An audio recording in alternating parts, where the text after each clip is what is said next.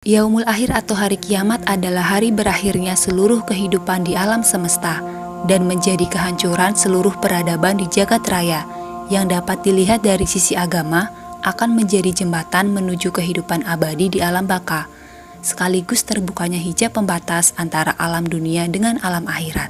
Tidak ada satu agama pun di dunia yang tidak menubuatkan akan adanya hari ini. Secara ilmiah pun telah dibuktikan bahwa hari kiamat pasti akan terjadi. Bahwa bahan bakar matahari suatu hari nanti pasti akan habis. Hal ini menandakan kematian bagi seluruh makhluk di planet-planet di sekeliling matahari yang sudah miliaran tahun ini mengambil manfaat dari energinya. Bahkan berdasarkan penelitian terbaru, ilmuwan mengungkapkan bahwa bumi telah beberapa kali mengalami kiamat. Salah satunya kiamat yang melenyapkan zaman dinosaurus, yang mungkin juga akan melenyapkan manusia jika peradaban manusia sudah ada saat itu. Para ilmuwan pun sejauh ini telah mendeteksi beberapa potensi penyebab kiamat. Dari meledaknya matahari, benda luar angkasa yang menubruk bumi, pemanasan global, hingga perang nuklir yang disinyalir akan menjadi penyebab kiamat. Namun, kiamat yang dibicarakan dalam sudut pandang Islam adalah kehancuran menyeluruh dari alam semesta, yang skenarionya jauh lebih besar dan jauh lebih luas. Seperti yang disebutkan dalam Al-Quran Surah As-Zumar ayat 68. Dan sangkakala pun ditiup, maka matilah semua makhluk yang di langit dan di bumi, kecuali mereka yang dikehendaki Allah. Kemudian ditiup sekali lagi sangkakala itu, maka seketika itu mereka bangun dari kematian menunggu keputusan Allah. Al-Quran juga menyebutkan dalam Surah Al-Mu'min ayat 59.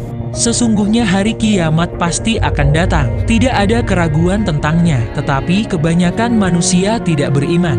Runtuhnya seluruh alam semesta ini, ilmuwan menghubungkannya dengan tabrakan antar galaksi yang akan menyebabkan kehancuran total. Karena efek bola saljunya dapat menyebar sangat luas dan bisa menghancurkan alam semesta hingga kembali ke titik nol. Tabrakan antar galaksi sendiri sebenarnya pernah terjadi. Para astronom pernah menangkap momen tabrakan dua galaksi yang berjarak 180 juta tahun cahaya dari bumi. Momen yang menghasilkan gambar sangat menakjubkan itu diabadikan lewat teleskop Gemini North di Hawaii, Amerika. Pemandangan spektakuler itu terlihat seperti kupu-kupu yang mengepakkan sayap.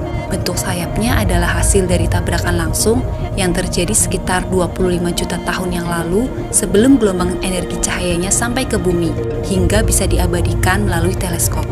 Baru-baru ini, Badan Antariksa Amerika atau NASA telah mendeteksi 3 galaksi besar yang akan segera bertabrakan. Meskipun prosesnya berlangsung lama dan jaraknya cukup jauh dari bumi, tapi efek tak terduga dari fenomena itu patut diwaspadai. Dalam observasinya, bentuk ketiga galaksi ini sudah tampak terdistorsi, dengan untayan gas dan debu yang menghubungkannya satu sama lain, serta terlihat mengeluarkan banyak cahaya. Bahkan NASA sudah mengkonfirmasi bahwa galaksi Bima Sakti yang merupakan habitat tata surya bumi suatu hari nanti akan bertabrakan dengan galaksi Andromeda. Dan ternyata menurut penelitian terbaru, proses tabrakan ini sudah dimulai dan sedang berlangsung. Jadi hanya soal waktu saja kapan matahari akan menabrak bintang lain, atau bumi akan hancur terurai menjadi debu karena tarikan gravitasi dari inti galaksi, dan akan menjadi akhir dari seluruh peradaban di bumi. Seperti yang disebutkan dalam Al-Quran Surah Al-Waqiah ayat 4-6. Apabila bumi digoncangkan sedahsyat-dahsyatnya, dan gunung-gunung dihancur luluhkan seluruh-luluhnya, maka jadilah ia debu yang berterbangan. Al-Quran juga menyebutkan dalam Surah Al-Anbiya ayat 104. Yaitu pada hari kami gulung langit sebagai menggulung lembaran-lembaran kertas. Sebagaimana kami telah memulai penciptaan pertama, begitulah kami akan mengulanginya. Itulah suatu janji yang pasti kami tepati. Sebagai umat Islam, meyakini adanya hari kiamat merupakan kewajiban sebagai rukun iman. Seperti firman Allah Subhanahu wa Ta'ala dalam Al-Quran Surah Al-Hajj ayat 7. Dan sungguh, hari kiamat itu pasti datang, tidak ada keraguan padanya. Dan sungguh, Allah akan membangkitkan siapapun yang di dalam kubur. Hari kiamat tidak diketahui kapan datangnya, karena merupakan rahasia Allah Subhanahu wa Ta'ala. Namun dengan demikian, kita masih bisa mengetahui kapan datangnya hari kiamat dengan melihat tanda-tanda yang diisyaratkan oleh Nabi Muhammad SAW. Di antaranya hadis Rasulullah SAW tentang akhir zaman yang menyebutkan bahwa sesungguhnya ajal kalian umat Islam dan ajalum umat yang telah lalu hanyalah seperti masa antara sholat asar dan tenggelamnya matahari. Hadis riwayat Al-Bukhari.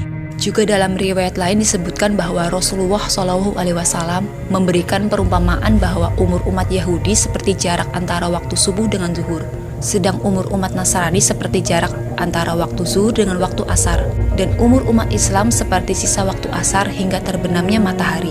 Maka terbenamnya matahari bisa bermakna berakhirnya umur umat Islam dan terjadi kiamat.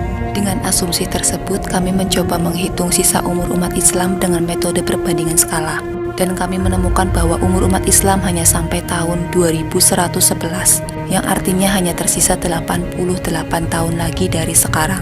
Berikut ulasannya.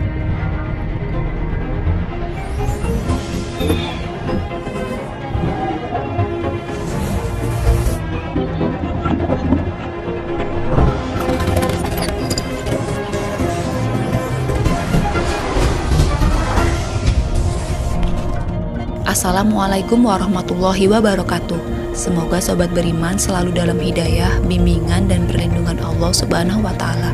Diriwayatkan dari Imam Al-Bukhari bahwa Rasulullah SAW bersabda, Perumpamaan umat Islam, Yahudi, dan Nasrani ialah seperti seseorang yang mengupah suatu kaum agar bekerja hingga malam. Maka kaum Yahudi bekerja hingga tengah hari dan mengatakan, kami tak butuh upahmu. Lalu, orang tersebut mengupah kaum lainnya Nasrani dan berkata, lanjutkanlah waktu yang tersisa dari hari ini, dan kalian akan mendapat upah yang kusyaratkan. Maka mereka pun bekerja hingga tiba waktu asar dan berkata, jerih payah kami untukmu. Kemudian, orang tersebut mengupah kaum lainnya umat Islam, dan kaum tersebut bekerja mengisi sisa waktu dari asar hingga tenggelam matahari, dan mereka mendapat upah sebanyak upah kedua kaum sebelumnya. Hadis riwayat Al-Bukhari. Dari riwayat hadis itu, jika diasumsikan bahwa umur umat Yahudi dari terbit matahari hingga waktu zuhur, lalu umur umat Nasrani dari waktu zuhur hingga waktu asar, dan umur umat Islam dari waktu asar hingga tenggelamnya matahari, maka dapat kita hitung dengan menggunakan perbandingan skala sebagai berikut. Umur umat Yahudi mulai dari matahari terbit dan selesai hingga waktu zuhur. Kami bandingkan dengan jarak menit antara matahari terbit hingga waktu zuhur. Umur umat Nasrani mulai dari waktu zuhur hingga berakhir pada waktu asar. Kami bandingkan dengan jarak menit antara waktu zuhur dengan waktu asar, yang kami ambil datanya dari jadwal waktu sholat untuk wilayah Mekah 189 menit. Kemudian umur umat Islam dimulai dari waktu asar hingga tenggelamnya matahari. Perbandingan jarak waktunya dalam jadwal sholat antara waktu asar hingga tenggelamnya matahari di wilayah Mekah adalah 142 menit. Dan sebagai perbandingan skala untuk menghitungnya, kami gunakan jarak waktu antara Nabi Isa alaihissalam dan Nabi Muhammad SAW yang diriwayatkan dalam berbagai literasi Islam, yaitu 600 tahun.